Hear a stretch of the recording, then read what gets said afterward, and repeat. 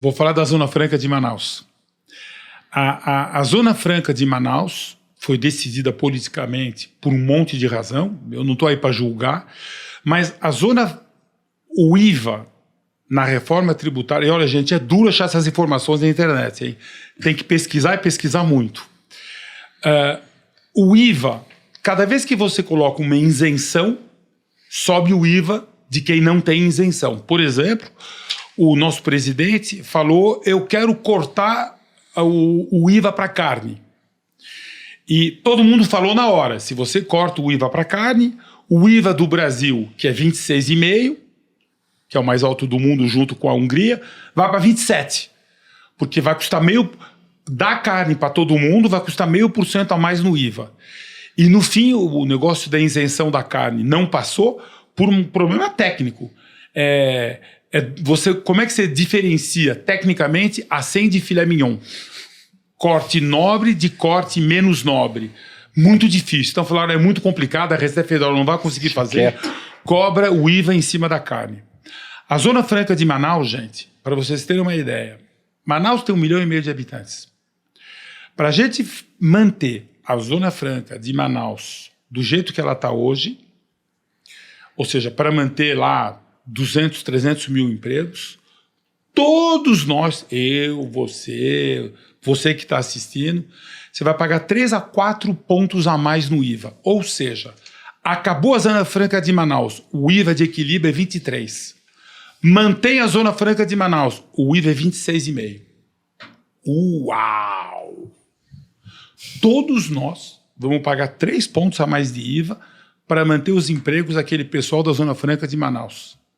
Então, para manter uma cidade no meio da Amazônia, que não tem estrada que chega lá, a Manaus é uma ilha, não tem estrada terrestre de Manaus para o resto do Brasil. Você tem que passar pelo rio. Para manter aquela Zona Franca funcionando, todos nós vamos pagar 3 pontos a mais de IVA. Detalhe, 3 pontos a mais de IVA significa que todo produto que todo mundo compra no Nordeste, no Sul, no Brasil inteiro, vai custar 3% a mais para manter a Zona Franca de Manaus subsidiada. Porque se não tem subsídio, não tem Zona Franca de Manaus. Caraca. E isso, no final das contas, não é só um imposto. Isso é ineficiente do ponto de vista logístico, né? Pô, você tem completamente ineficiente. O quão mais caro... Tem esse estudo? O quão mais caro custa o impacto no preço do carro por conta de que você produz alguns... Não, mas, por exemplo, se não tivesse Zona Franca de Manaus, todo mundo ia ter 23% de IVA em vez de 26%. Então, esse é um ponto. A Zona Franca de Manaus, e de novo, é muito duro achar essas informações, porque você acha um monte de informação, porque na realidade ninguém quer que essas informações sejam facilmente acháveis. Mas a Zona Franca de Manaus, ela custa mais ou menos 170 bi por ano. E o IVA, a receita do IVA é mais ou menos um tri por ano. Então você faz a conta, um tri, você vê aí que a Zona Franca de Manaus vai custar mais ou menos 3,5% no IVA total. E passou silenciosamente pelo Congresso, isso daí. E o Congresso aprovou. Então, esse problema de impostos e de subsídios e tudo é que a maioria que perde grita muito menos que a minoria que iria perder muito. Uhum. Então é assim, acabou a Zona Franca de Manaus. Quem vai gritar que nem louco? Todo o pessoal da Amazônia. Mas eles vão gritar que nem louco. Porque acabou a mamata deles. E a gente paga 3% a mais no PIB, a gente nem percebe que vai pagar 3% a mais de IVA em tudo que a gente compra para manter a Zona Franca de Manaus. Eu não tenho nada contra a Zona Franca de Manaus. Só é importante saber que todos nós vamos pagar. E aí vem um outro assunto que eu falei num outro podcast, que é a venda para PCD, pessoa com deficiência. Inclusive, a Associação de Deficientes está me processando, estão cobrando R$500 mil. Por conta de algo que você falou. Porque eu falei que a venda para portador, para pessoas com deficiência no Brasil, está completamente fora de controle, no sentido seguinte. Claro que a pessoa que tem deficiência de mobilidade, então, por exemplo, a pessoa que não consegue andar direito, a pessoa que tem um braço a menos, a pessoa que Tem pessoas que têm realmente deficiência que precisam de carro adaptado, de carro especial, de carro automático. Essas podem e deveriam comprar carro com desconto de imposto.